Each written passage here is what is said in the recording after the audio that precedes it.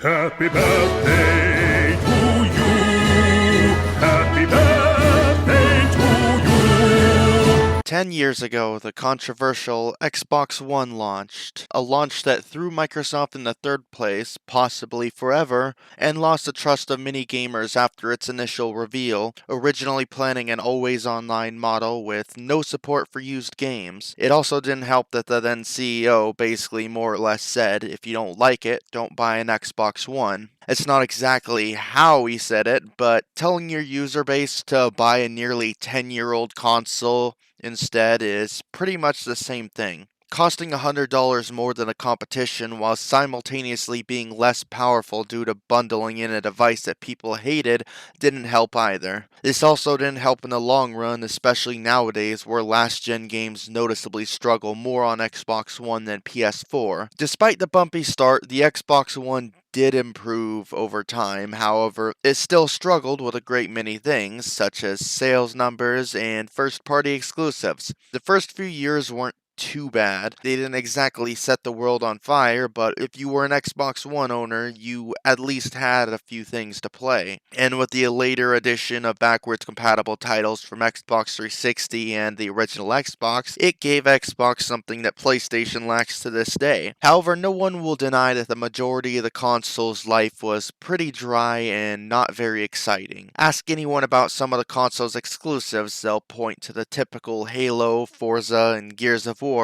all of which aren't as great as they once were. Of course, the one earlier exclusive I always point to is Quantum Break, but while I love the game, I've seen a lot of people divided on whether or not it was even a good game, especially given how much of it is just a TV show. So while there were some exclusives, it understandably wasn't enough to drag a whole lot of people in, especially when Xbox games became readily available on PC as early as 2016. The only thing the system really had going for it in the latter years was Xbox Game Pass, which even that came to PC eventually as well. Top it off with Games with Gold going down the toilet before being discontinued, and Game Pass pretty much being the only selling point for the last few years of Xbox One, and it's pretty understandable how PS4 completely outshined the Xbox One for the entirety of the generation. Still, despite all this, I don't regret having stuck with Xbox One. I had a great time with it, and it kept me entertained during the 8th generation. So by now, we're 3 years into the current generation, and 9th gen consoles have become readily available and easy to find, so most people who wanted to upgrade to next gen likely already have by now, or will very soon. However, there are still plenty of people on Xbox One that haven't upgraded simply because there hasn't been too many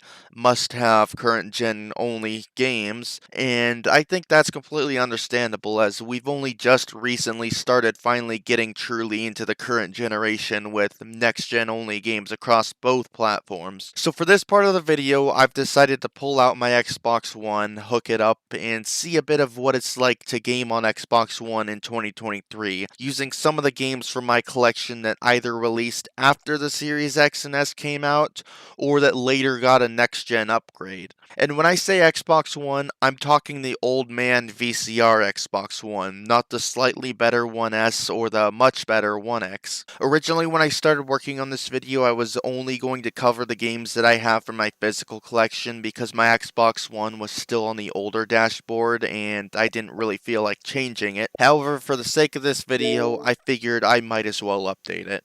8 hours later. Now that that's done, let's start off with some physical games. Beginning with something simple, Story of Seasons, Friends of Mineral Town. Not a very demanding game, but worth showing off since it runs at 60 FPS and it looks fairly good. Didn't really notice the difference between playing this on Xbox One and Series X. This game is also on Game Pass right now, so give it a try if you'd like. Tony Hawk's Pro Skater 1+2. While the Xbox One version came out a bit before the Series X did, the Series X version wasn't a free upgrade, being sold separately instead. I have that disc and it also has the Xbox One version on it. This game not only looks great, but runs great on Xbox One as well. 60 FPS, very smooth. Not a bad version to be stuck with, especially if you don't feel like paying extra for the current gen version. Demon Slayer. If you'll excuse the gameplay, this was my first time playing, and I kinda sucked at it. But besides that, the game runs at 30 FPS, has a bit of pop-in, and overall isn't the worst looking game. In some ways, actually being kinda pretty to look at, even for Xbox One. Loading times aren't very long either. Overall, from what bit I played, it seems like you won't have too bad a time if this is the version you're stuck with. Keeping with the Demon theme, Demon Turf, an indie platformer. Not a very demanding game, but I figured I'd take a look at it anyway. The loading times are fairly long, and there's some stutter here and there when more stuff is going on, so obviously you're gonna need more patience for the load screens, but in terms of performance, it's acceptable enough. Cyberpunk 2077. I'm pretty sure I don't need to explain this one. After all, this is your first introduction to the gameplay. I'm not gonna waste any time on this, as I'm certain everyone knows how bad this is on last gen. The fact that the newest DLC is current gen only is just more reason to skip this. LEGO Star Wars The Skywalker Saga.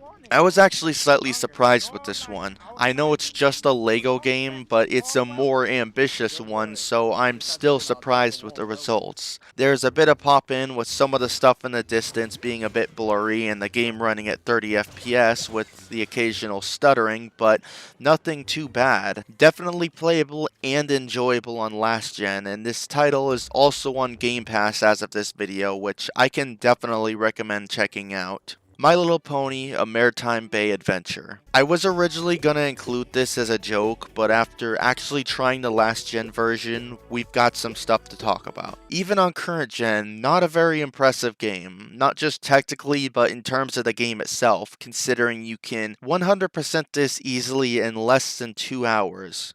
And this game cost $40. However, getting back to performance, on Xbox One, even for how basic a game it is, it's kinda disappointing. I kid you not, I think the Switch version runs better than this, at least in some places. I even went back and checked. Upon starting a new game and dropping into a rather empty area, you're immediately greeted by some rather stuttery frame rates, even with nothing really going on. Add on the long load times, the kinda eyesore visuals. I mean, if you're a kid playing this, you know the target demographic for this game, you're probably not gonna care. Actually, scratch that. With how low attention span kids have these days, they'll definitely notice the load times. As for everything else, if you're an adult dude who loves colored horses, it's definitely something to consider. Either way, I'd say don't play the Xbox One version. You're not gonna get a lot of playtime out of this anyway, so you may as well get the best of what little you'll have. And don't pay more than $5 for this game.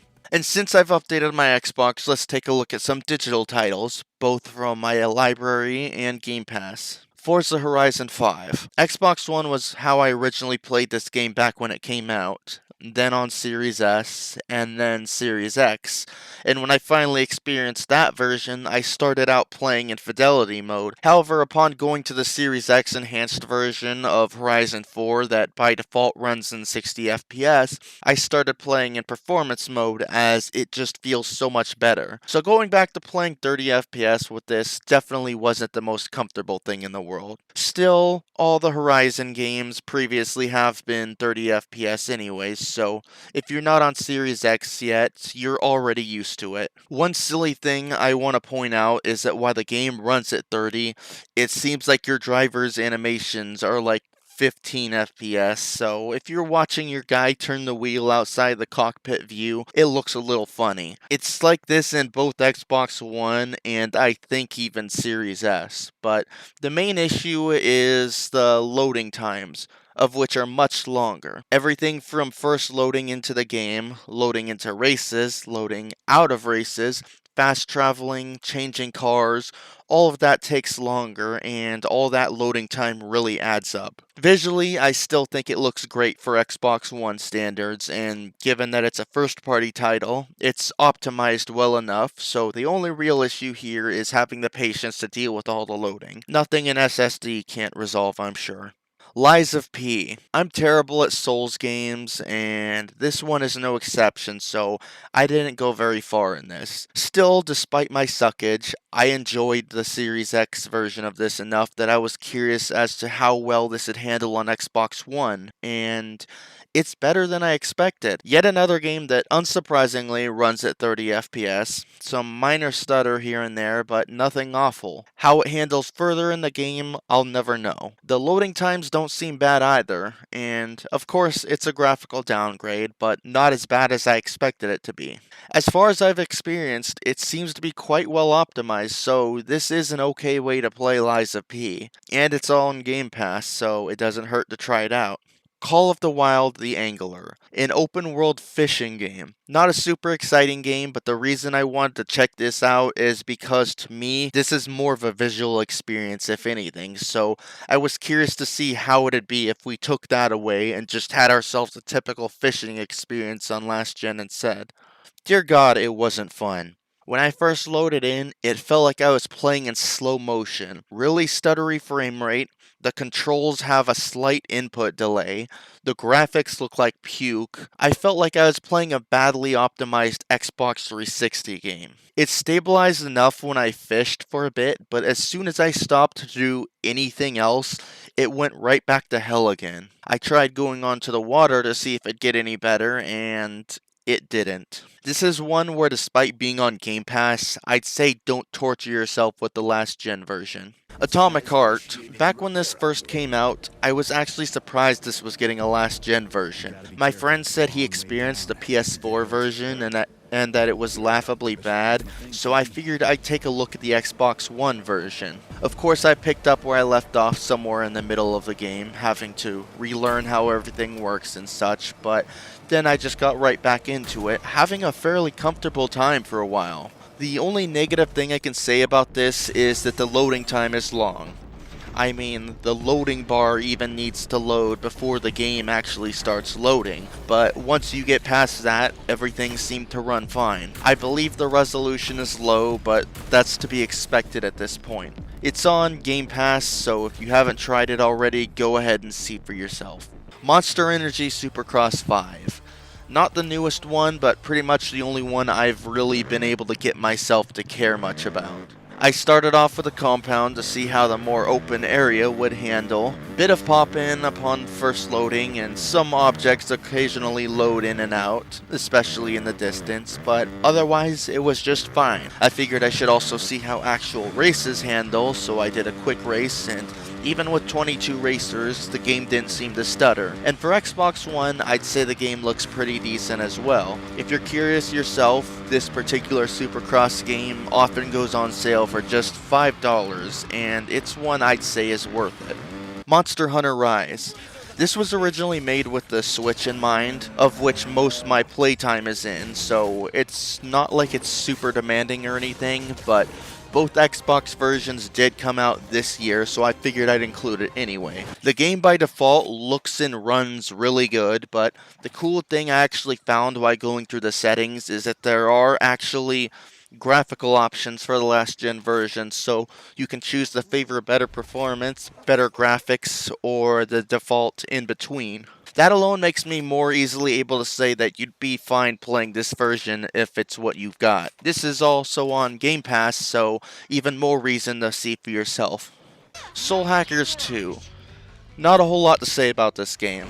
It's already not a very demanding game, and it's turn-based, so yeah, it runs fine, looks fine, short load times.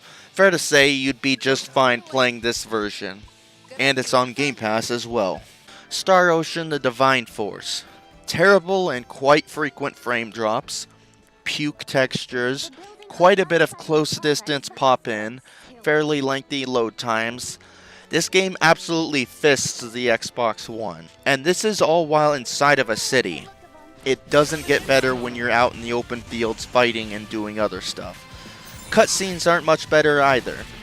If you were interested in this game and haven't gotten around to it yet, skip the last gen version. Let's finish things off with something a bit more tame. Power Wash Simulator. A very slow-paced, relaxing, take-your-time sort of game. Not a lot going on, so not very demanding, and as such, the game runs great on last gen, and each job takes place in a rather small place, so load times aren't long either. However, while this is still one where you can enjoy this on last gen, in my opinion, part of the charm is how great the game normally looks on current gen. Washing off objects with fairly good looking dirt and other substances on them with some nice looking water effects, going at your own pace and watching everything become bit by bit cleaner, it's all part of the experience. On last gen, it's kinda like washing off dirty pixels. Like I said, the game runs fine, so if that doesn't bother you, by all means, check it out on Game Pass. So yeah, the Xbox One in 2023 is a mixed bag. Some games you can almost forget you're playing a 10-year-old console, while others make it quite clear that it's ready to be put out of its misery. There are a few other games I didn't show, but definitely show the age of the system, like the 2 recent Call of Duties. Stuff like that makes it quite clear that they're probably going to be the final last-gen titles of the franchise, and that other developers and publishers are probably going to follow suit in abandoning the platform. Don't get me wrong, it's nice that there were as many developers out there still supporting last gen and actually providing fairly competent versions of games, but using some of the worst examples from this video, it just goes to show that that's probably going to end here very soon, especially with the current gen shortage having been over for a while. And that's going to do it for this video. This was just a little idea I got last month when I realized it was almost the 10th anniversary of a console I didn't stop using until last year. Still can't believe we're already 3 years into the current generation. But yeah, till next time, this is WarsRC on the Game Clips channel, and I'm out.